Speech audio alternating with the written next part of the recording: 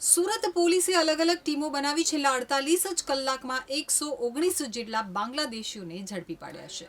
સુરત શહેરમાં પોલીસની અલગ અલગ ટીમો ક્રાઇમ બ્રાન્ચ, એસઓજી તેમજ સ્થાનિક પોલીસ દ્વારા છેલ્લા 48 કલાકમાં સુરત શહેરમાંથી 119 જેટલા ગેરકાયદેસર વસવાટ કરતા બાંગ્લાદેશીઓને ઝડપી પાડવામાં આવ્યા છે, જેમાં મહિલાઓ પણ શામેલ છે। સુરત પોલીસ દ્વારા ભેસ્તાન, ઊન, લિંબાયત, સચિન, ચોક બજાર, પાંડેસરા વિસ્તારમાંથી બાંગ્લાદેશી નાગરિકોને ઝડપી પાડવામાં આવ્યા છે।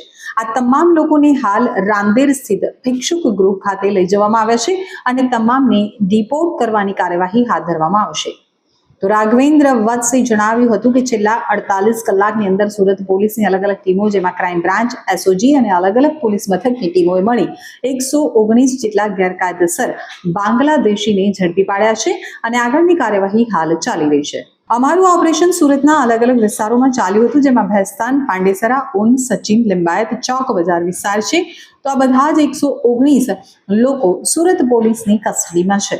આ તમામ લોકો ઉપર જે પણ ગેરકાયદેસર ઘૂસણખોરીની પ્રોસિજર હોય તે શરૂ કરી દેવામાં આવી છે।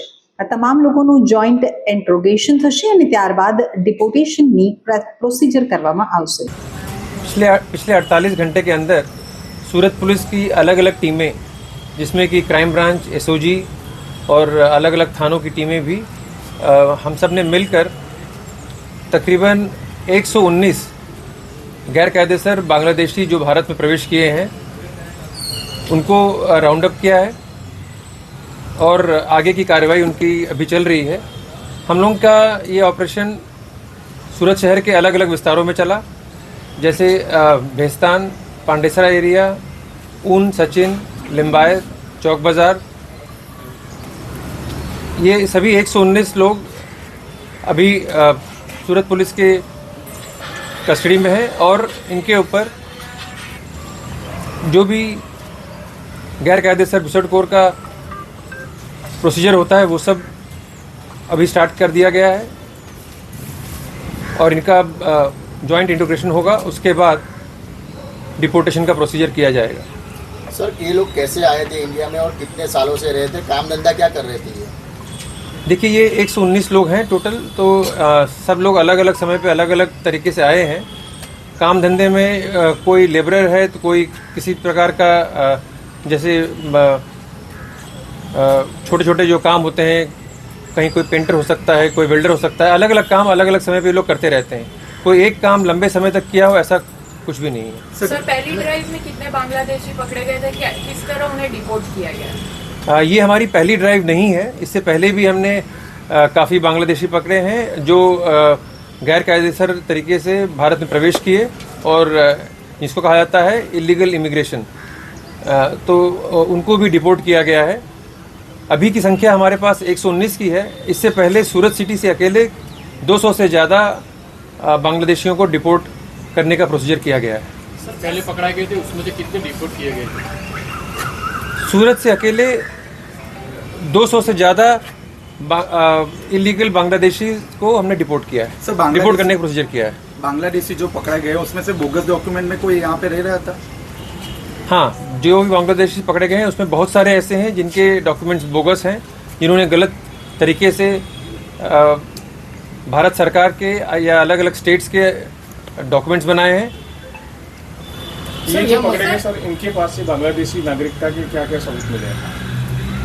बांग्लादेशी नागरिकता के सबूत इनसे पूछताछ में बहुत सारे प्रकार के मिलते हैं और जब हम श्योर हो जाते हैं कि ये बांग्लादेशी नागरिक हैं और भारत में गैर कायदेसर तरीके से इन्होंने प्रवेश किया है, तभी हम ये कार्रवाई करते हैं। सर, बांग्लादेश सरकार एक्सेप्ट की है कि हमारे नागरिक? देखिए, हमारा एक अपना प्रोसीजर है। हम बांग्लादेश सरकार से कोई संपर्क नहीं करते हैं डायरेक्टली। हमारा प्रोसीजर अपने होम गवर्नमेंट और सेंट्रल गवर्नमेंट के थ्रू होता है, उनका अपना आगे का प्रोसीजर है। ये लोग वापस नहीं आ जाए, इसके लिए किस तरह की कार्यवाही? इसके लिए अभी हाल में डेवलप किए गए हैं FIP मॉड्यूल्स, जिसमें कि हम इनका जो बायोमेट्रिक्स लेते हैं, ऐसी कोशिश की जा रही है पूरी कि उन बायोमेट्रिक्स को हम लोग बाकी एजेंसी के साथ शेयर करें ताकि इनके दोबारा से गैर कायदेसर डॉक्यूमेंट्स न बन पाएं। सर, ये जो रहते हैं वो भी क्या इलीगल इलाका है, इलीगल घर में रहते हो, ऐसे कोई जानकारी मिली है? देखिए, इलाका तो इलीगल नहीं हो सकता क्योंकि इलाका पूरा इंडिया के अलग अलग पार्ट्स हैं, सूरत शहर के पार्ट्स हैं, लेकिन घर शायद अगर एक एक का हम लोग घर देखने जाएं तो उसमें से कुछ इंक्रोचमेंट वाले घर तो होंगे ही, पर वो बात के लिए कार्रवाई है। फिलहाल हमने 119 लोगों को रोक कर रखा है और उनके ऊपर इलीगल तरीके से जो इंडिया में आए हैं उसके ऊपर कार्रवाई हो रही है। सर इनको भेजने वाले मास्टरमाइंड कौन है सर? कौन यहाँ उनको भेजता है? कोई मास्टरमाइंड के बारे में कुछ पता चला है? कोई एक मास्टरमाइंड इसमें बताना मुश्किल होगा, क्योंकि सब लोग जैसा मैंने बताया अभी अलग अलग समय पे अलग अलग तरीके से आए होंगे। सर अवैध प्रवृत्ति में जुड़े हुए अवैध प्रवृत्ति में अभी इमीडिएटली तो जो पकड़े जाते हैं उनके ऊपर अलग तरह की कार्रवाई होती है, क्योंकि वो फिर कोर्ट के अधीन होते हैं। सर इनको जो फेक डॉक्यूमेंट्स बना के दे रहे हैं, अब तक ऐसे लोगों के सामने कितने लोगों के सामने कार्रवाई है? नहीं, देखिए, जो फेक डॉक्यूमेंट्स हैं उनको ये ढूंढ पाना कि किसने बनाया है, ये एक बहुत ही लंबा प्रोसीजर है। और हमारा अभी टारगेट है कि हम इलीगल बांग्लादेशी इमिग्रेंट्स जो गैर कायदेसर तरीके से इंडिया में प्रवेश किए हैं उनको आइडेंटिफाई करके डिपोर्ट करने का प्रोसीजर करें। सर महिलाओं को यहाँ जो आते हैं उनको अवैध प्रवृत्तियों में लाया जाता है, इस तरीके की भी उस पर याद इस गैर साइन से इसमें कोई है?